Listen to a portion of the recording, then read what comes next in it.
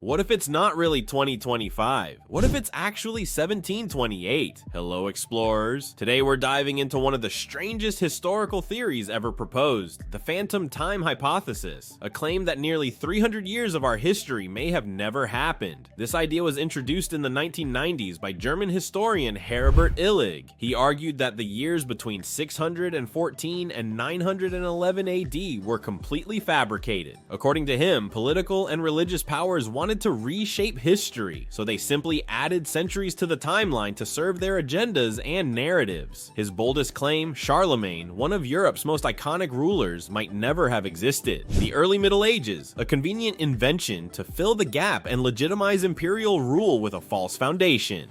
And the evidence? There is far less documentation than expected from those centuries. Some buildings from that time look too advanced or are oddly missing. Even the Gregorian calendar, introduced in 1582, corrected just 10 days when mathematically it should have adjusted by more if those centuries were real. Illig also pointed to inconsistencies in astronomical records. Events like eclipses and comets didn't fully align with the historical timeline. Could our calendar be off by hundreds of years? Could entire eras be fictional creations added to suit rulers or religious leaders? If so, what else have we misunderstood? Proponents also highlight how regions like Western Europe experienced a strange cultural and technological pause during this so-called phantom period. Sparse innovation, few texts, a historical fog. Is that coincidence or a symptom of something deeper?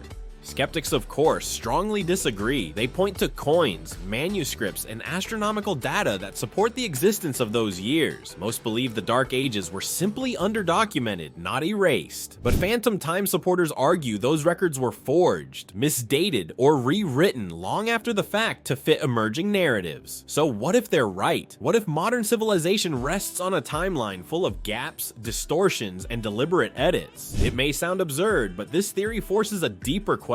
How much of what we call history is built on blind trust? We believe in dates, we believe in books, but very few of us question who first wrote them or why they were written the way they were. Even if the phantom time hypothesis isn't true, it reminds us to stay curious, to challenge the stories we inherit, and to never assume the past is settled. So did 300 years vanish into thin air, or are we just uncovering the cracks in a very old story? Tell us what you believe in the comments. Like the video if this theory made you rethink time, and subscribe for more mind-bending history, science, and mystery right here on Next Gen Science. Let's keep exploring together.